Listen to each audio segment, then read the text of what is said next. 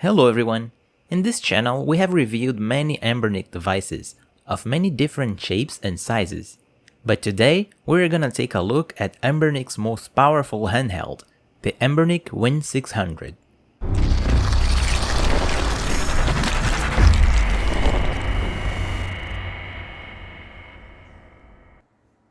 Starting with the unboxing, the box art is pretty simple. The version I have here is the 3050E in the white color.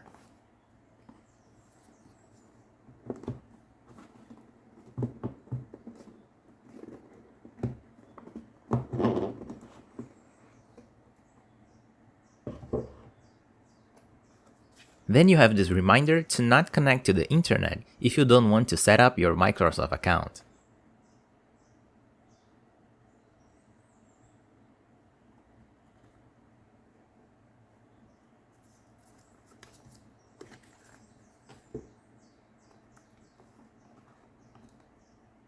In the box, you get the console,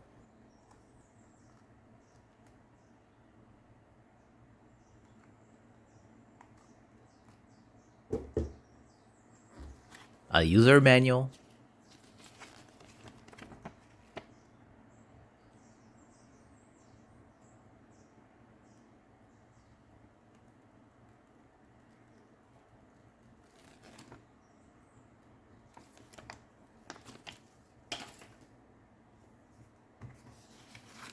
and the glass screen protector, which I already applied. And here you have the charger for the device. It's a 45 watts USB Type-C charger.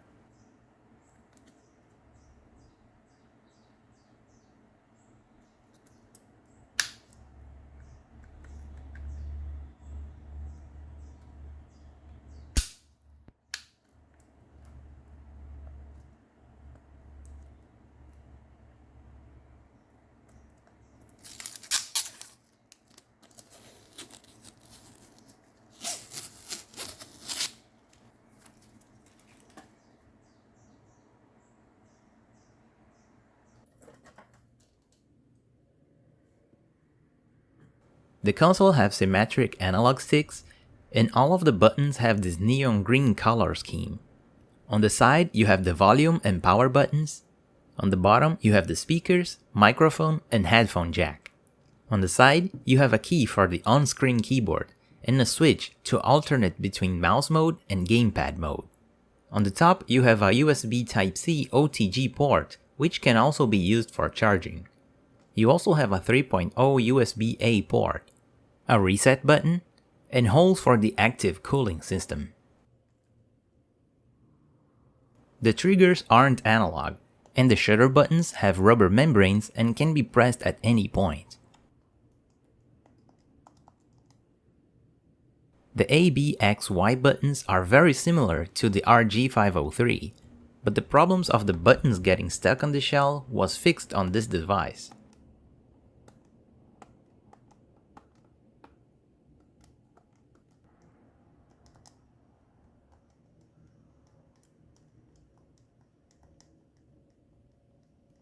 The console is not actually white, the paint has a pearl finish, and the good point about this color is that it makes it harder to see scratches on the shell. Here you can see that this small scratch is only visible under direct light. The console has these bumps on the back, which helps you get a better grip when you're playing. And speaking about the ergonomics, this device has the worst analog sticks position that I've ever seen. Just look at my thumbs and see how awkward it is to hold this console. You can open your hands and try to get a better grip, but now it feels like you could drop this console at any moment. If you lower your hand like this, you get a comfortable grip of the analog stick, but now the shoulder and trigger buttons aren't accessible.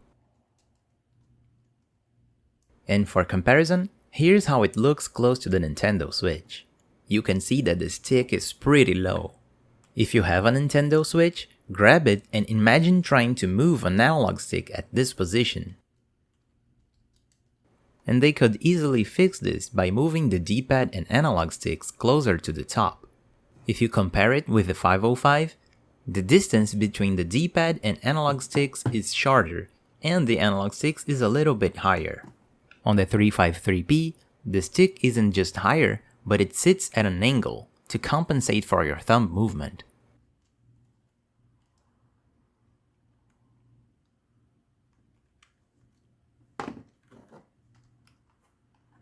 And similar to the 505, the 503 have a smaller distance between the D-pad and analog stick. It's pretty heavy, with 514 grams. That's 100 grams more heavy than a Nintendo Switch, but believe me, it feels way more hefty. The Win 600 have an SSD, and thanks to that, it boots blazingly fast.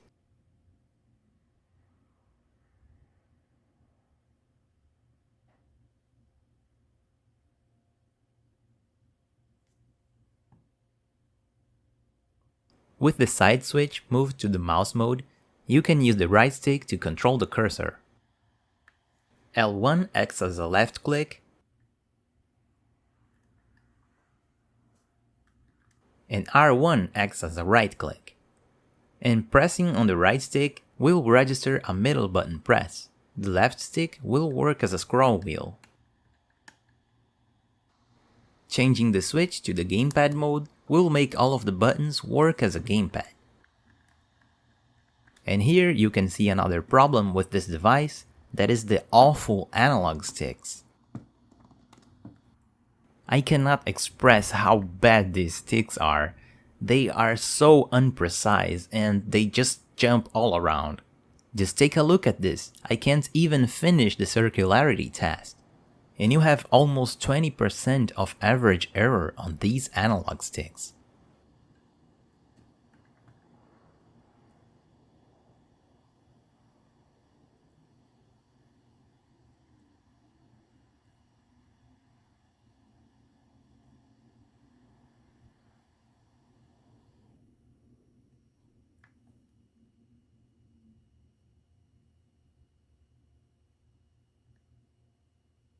All of the other buttons works correctly. I forgot to mention that you can also navigate through the touchscreen. Touching any text bar will make an on-screen keyboard pop up, but this option isn't active out of the box. To enable it, you must access all settings, devices, and enable it here. Don't forget that it will only work when there is no keyboard attached to your device. You can also press the side button to enable the on-screen keyboard, but typing on this keyboard is not as good. You can also enable an icon for the keyboard on the lower right corner. This keyboard is not only bigger and better, but it also features emojis like a smartphone keyboard. And here's an app that you must have if you have a Win 600. It's called Power Control Panel, and you can download it for free on GitHub. With this app, you can press L1, R1, and right to open a side menu. Here you can control the TDP, display settings, brightness, volume, check the battery levels, and much more. The TDP basically means the energy that the processor is consuming. If you limit to a low TDP, you have more battery life, but less performance. And if you're running a heavier game and want more performance, you can raise the TDP, sacrificing battery life instead. You will see that in the demonstrations. Since the Win 600 is so powerful, all classic games will run with no flaws. The screen has a 780p resolution, and the picture quality is amazing.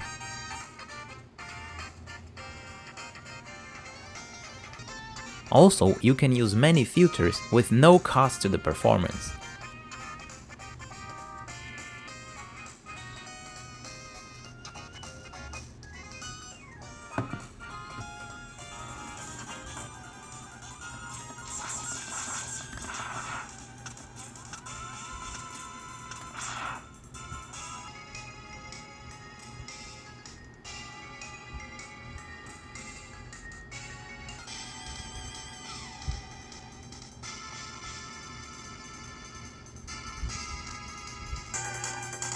Here is a quick look at all filters that you can enable.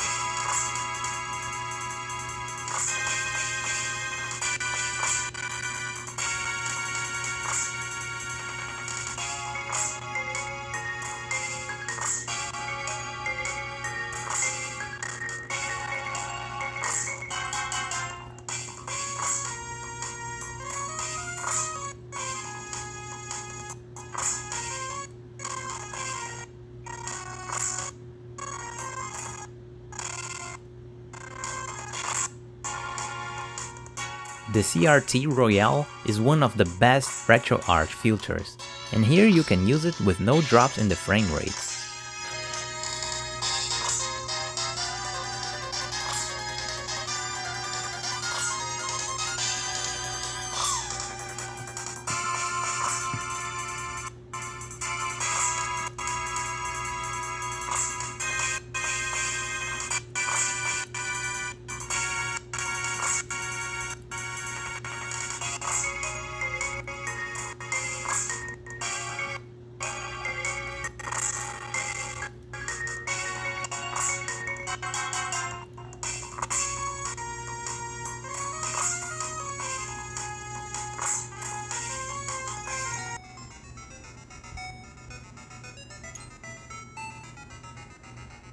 The filters for LCD-based games are also perfect.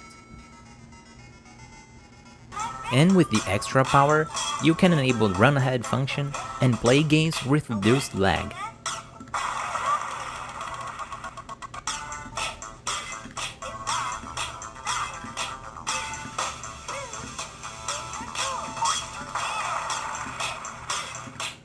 Even the DS version of Rhythm Heaven played perfectly.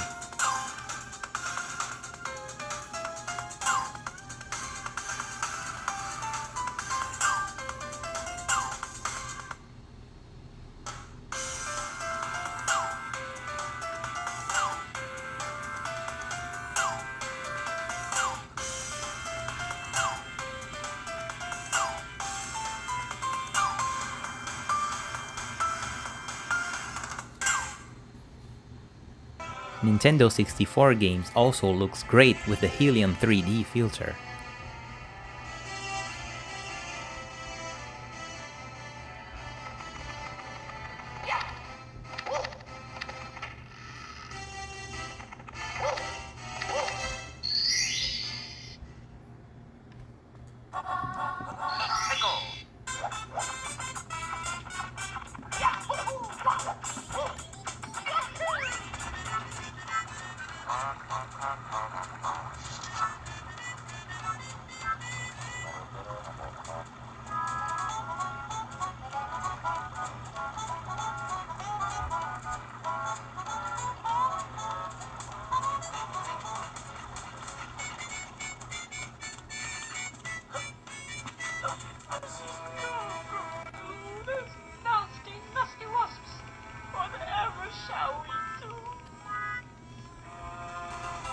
Gamecube games also runs flawlessly.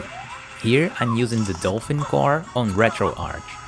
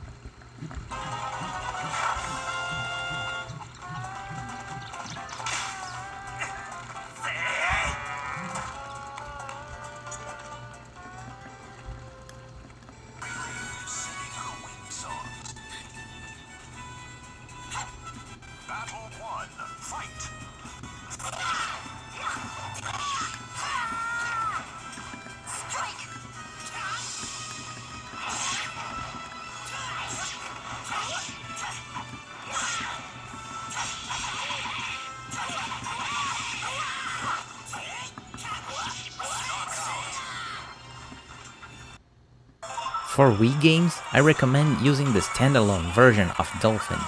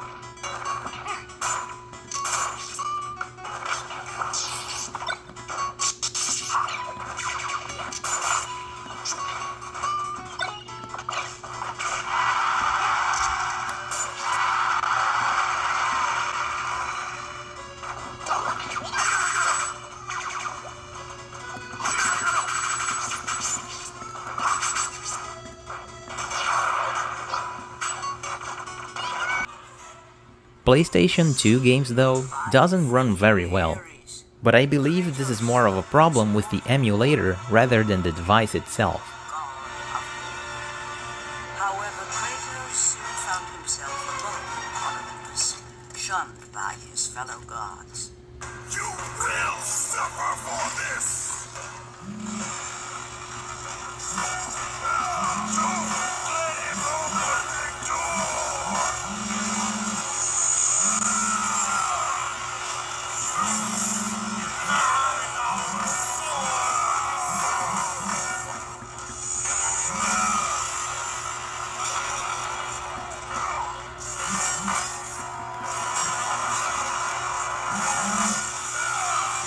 Well, at least your stance is correct. Ha!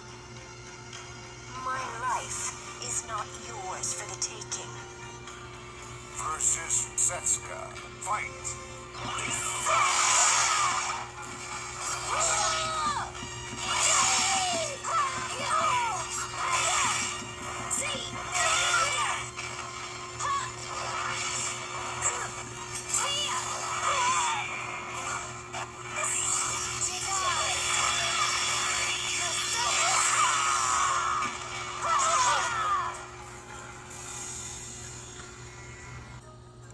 And Wii U games runs great on Cemu.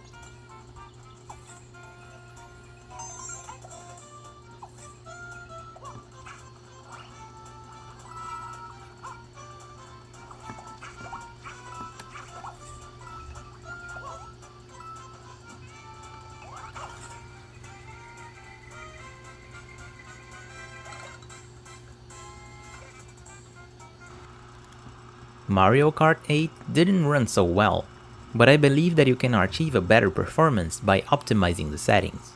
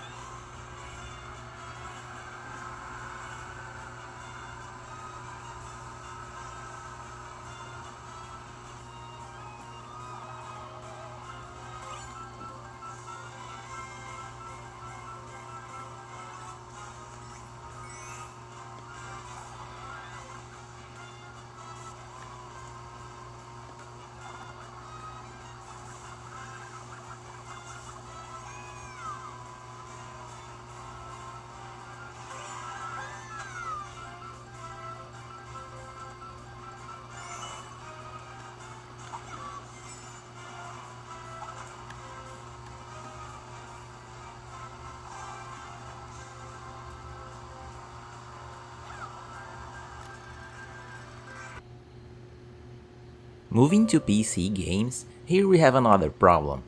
Since the Win 600 screen has a 720p resolution, some windows will have the content restricted by the resolution, which is the case here in the Sonic Generations configuration. You can mess with the graphics settings, but you can't click on the save button.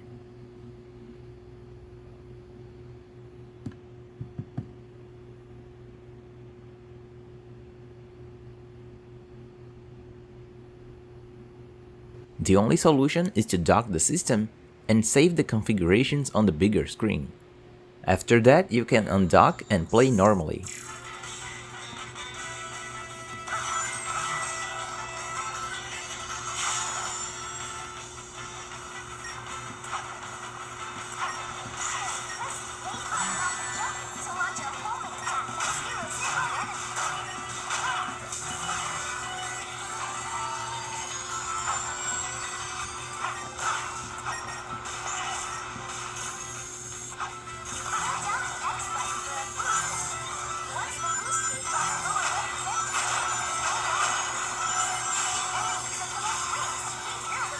And you can see some frame drops here and there, but if you open the power control panel and raise the TDP, you will have a smoother performance.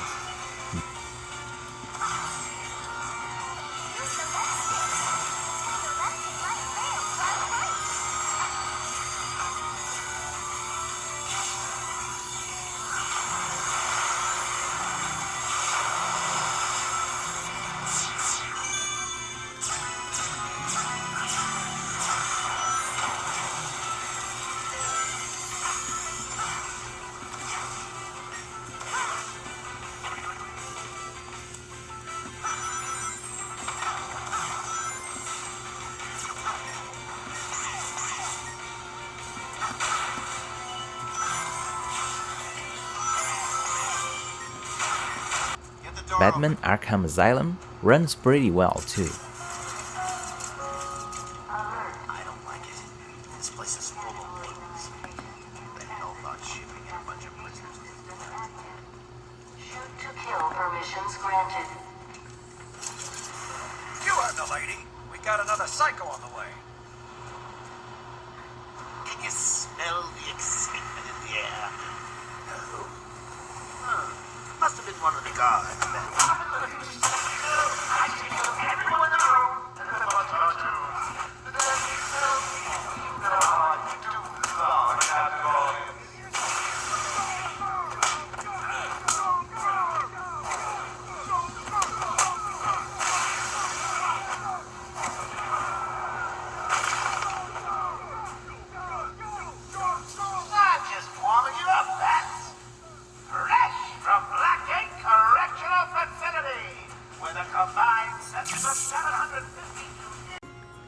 Basically, the Win 600 will be able to run anything that is on par with the Nintendo Switch or PS3 graphics.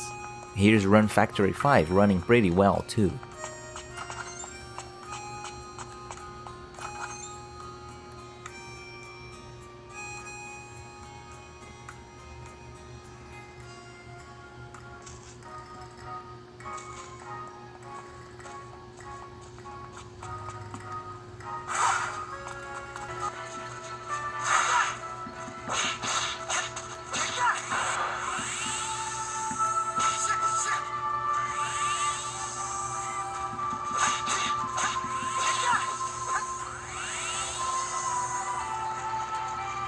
When we move to PS4 tier games, we start to have a worse performance. Again here, you can see that the performance is very bad.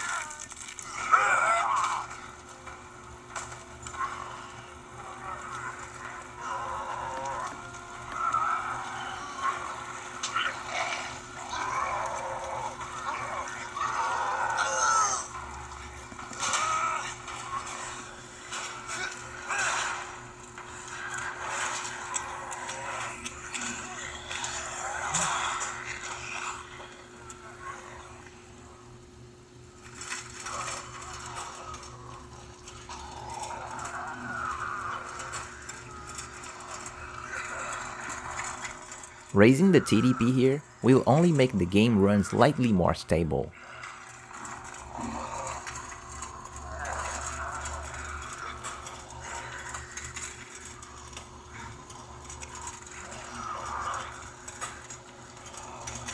But again, the analog sticks are so bad that you can't even enjoy the game properly. Here you can see how hard it is to line up a headshot. Damn it.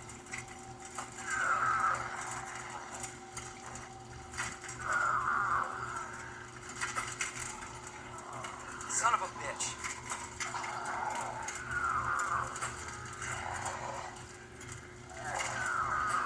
Ah, Jesus.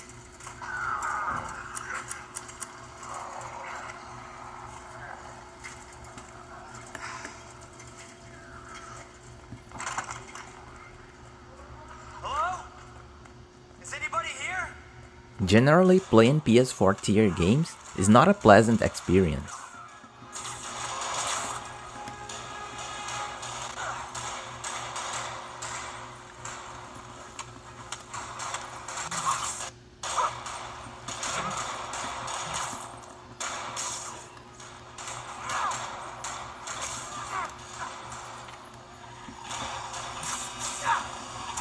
This doesn't look good.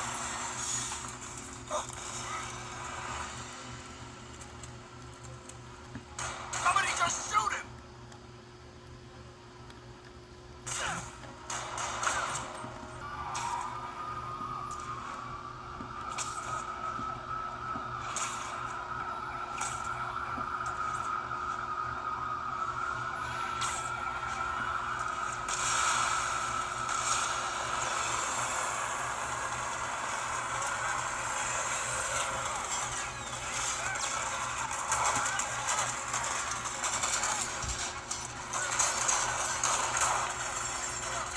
Get more backup. And lock down the airspace. Yuri, you okay? He makes it out of that building, we're gonna lose it. I'm gonna go, With a Bluetooth keyboard and mouse, you can even enjoy exclusive PC games like League of Legends, and it plays really well, with the graphics set to high.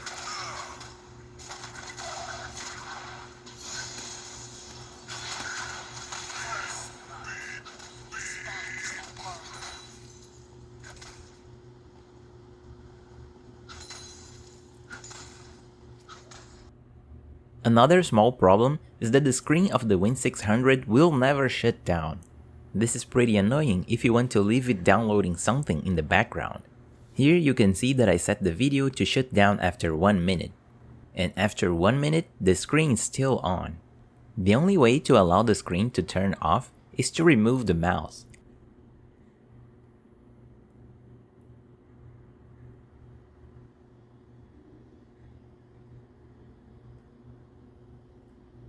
If you remove the USB keyboard mouse, you won't be able to control the mouse through the analog sticks and buttons. But at least the touchscreen still works for navigation.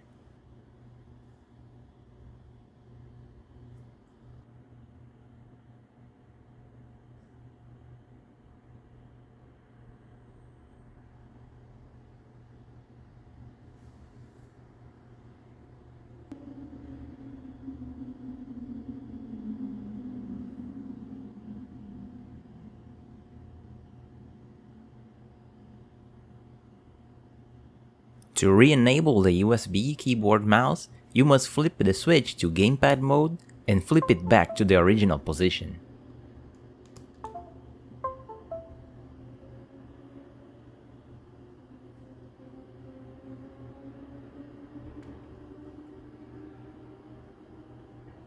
Another problem that I found is that the Bluetooth module of the Win600 is very weak. When the keyboard is close to the device, you won't have any problems, but take a few steps back and you have a lot of lag.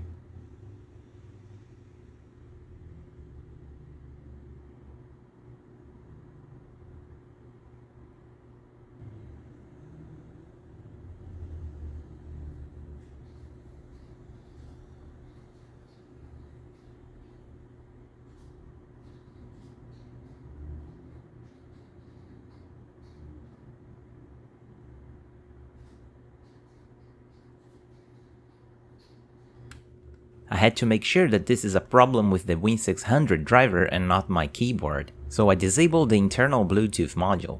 Then I connected this USB Bluetooth dongle.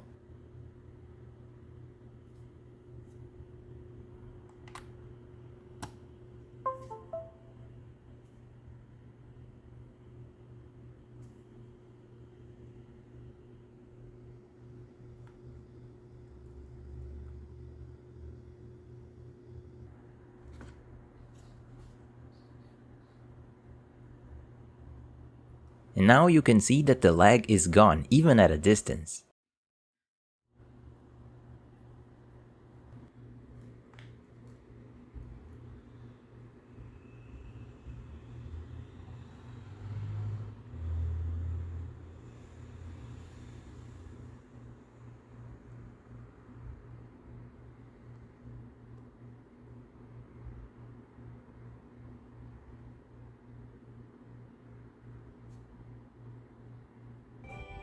Basically, this makes this console almost impossible to play while docked. Just look at the crazy amount of lag that I have here.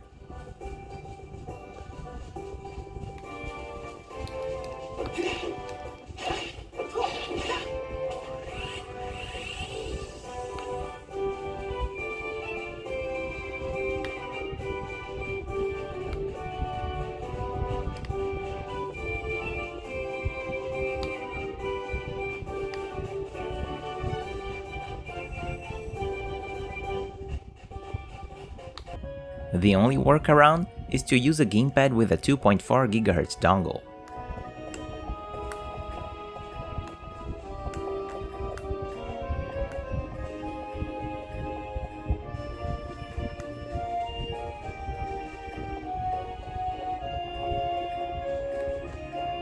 The YouTuber Teardown shown in his review that the screen got pretty crazy if you had a charger plugged in. So I decided to test this and see if it still happened in my unit. To do this test, I'm using a regular phone charger, a 30 watts charger,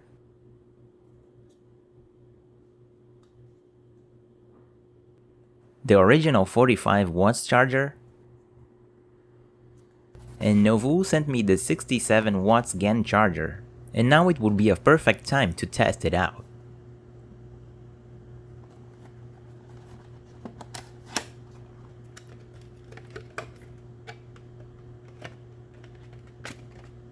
The charger is pretty small, compact, and well built.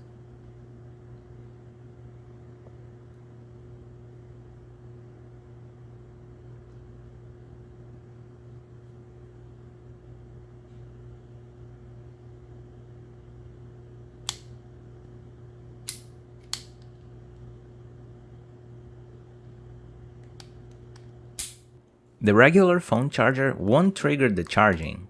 You can see that the LED didn't turn red, and the screen is perfectly fine.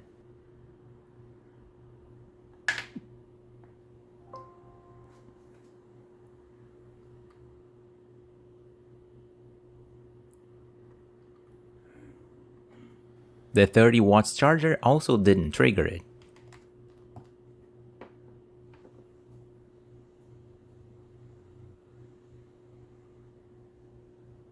Still, no problems here.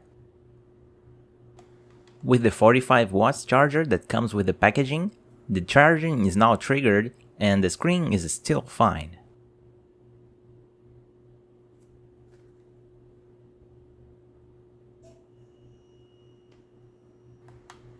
And finally, the 67 watts charger triggered the charging and the screen is still fine.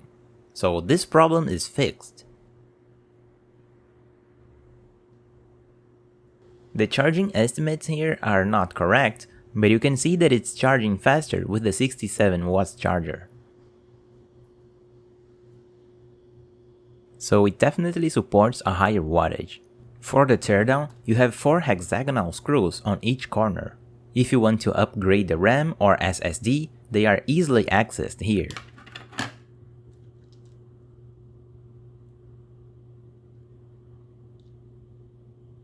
The analog sticks are also modular and easy to replace.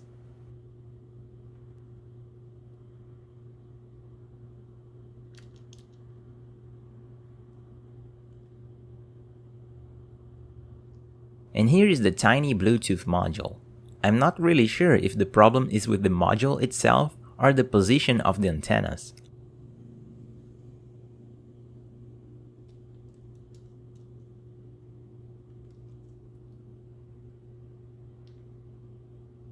You have a 4800 mAh battery, and the fan is pretty sturdy too.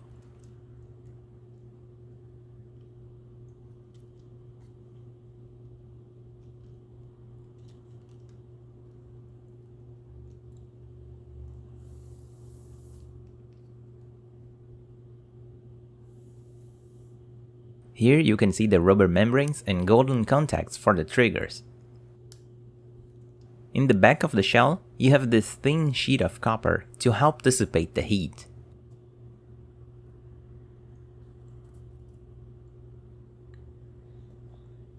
And there is a warning here to unplug the battery if you're gonna upgrade the RAM or the SSD. For my final thoughts, I can't recommend the Win 600. It definitely works as a portable PC and runs a lot of games at a good performance. But the bad analog sticks and ergonomics makes it almost impossible to enjoy games on handheld mode. With the Bluetooth problem, it is also hard to enjoy games in the docked mode. Unless you have multiple dongles for the gamepad, keyboard and mouse, you'll have a lot of lag. And the device has only one USB Type-A and one USB Type-C port, so you'll have to use a USB hub to make all of those connections. But apparently, Anbernic is making a successor for the Win 600. Rumors have popped up for a 701 device. On the leaked pictures, it appears to have asymmetrical sticks, which is already a plus for the ergonomics. There is also a micro SD card reader for expanding the storage, and the triggers appears to be analog triggers. Let's just hope that Anbernic learn from their mistakes and make decent analog sticks and a decent Bluetooth module. And that's it. If you liked this in-depth review, leave a like and share it with a friend to help me out. Don't forget to subscribe to the channel, and as always, thank you for watching, and I'll see you next time.